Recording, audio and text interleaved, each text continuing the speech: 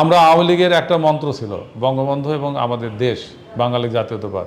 এর দ্বারা আমরা কিন্তু ইন্টারমিডিয়েট পড়া অবস্থায় নিজেদের রক্ত বিক্রি করে আমরা কিন্তু ছাত্র সংসদে ভোট করেছি। এর চেয়ে পরীক্ষা কী দেওয়া যেতে পারে? 80 সালে তখন তো বুঝতেই পাচ্ছেন অত্যন্ত বৈরী পরিবেশ।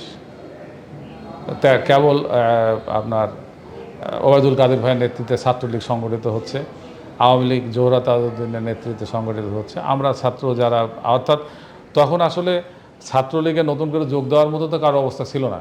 আমরা যারা এই পুরনো আওয়ামী লীগ যারা করতাম বিভিন্ন ফ্যামিলির, এই যে সন্তানরা এসে আমরা সংগঠিত হওয়ার চেষ্টা করছি, এটাই বাস্তবতা ছিল। এবং সেখানেও রাজশাহী শহরের যে পরিবেশ ছিল, ছাত্রলীগ করি বললে যদি সংগঠিত হওয়াতে আগে মার খেতে হতো, বা অন্যের অনুমতি নিয়ে প্রোগ্রাম করতে হবে এমন একটা অবস্থা ছিল। পরিস্থিতি এত খারাপ ছিল। তারপরে আমরা সংগঠিত হয়েছি, ওর মধ্যেও সংগঠিত হয়েছি। আমরা আওয়ামী লীগের একটা মন্ত্র ছিল বঙ্গবন্ধু এবং আমাদের দেশ বাঙালি জাতীয়তাবাদ। এর দ্বারা আমরা কিন্তু ইন্টারমিডিয়েট পড়া অবস্থায় নিজেদের রক্ত বিক্রি করে আমরা কিন্তু ছাত্র সংসদে ভোট করেছি। এর চেয়ে পরীক্ষা কী দেওয়া যেতে পারে? যখন টাকা কেউ কোথাও পেলাম না ছাত্র, তখন আর হলে চল আমরা রক্ত বিক্রি করবো।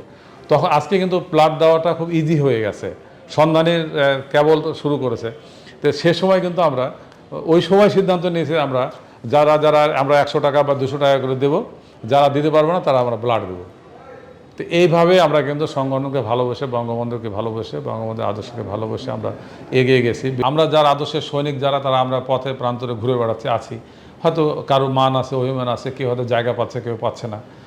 আমরা দল চলছে, আমাদের কিন্তু পাওয়ার কিছু নাই। ওই যে উনি যেটা বললেন যে আমাদের কর্মীরা কিন্তু ভাত খেতে না পেলেও আওয়ামী লীগ ক্ষমতায় আছে, নেত্রী ভালো আছে, আমরা বলে আমি আওয়ামী লীগ করি, আমার দল ক্ষমতায় আছে, বাংলাদেশ ভালো আছে, এটাতেই আমরা খুশি।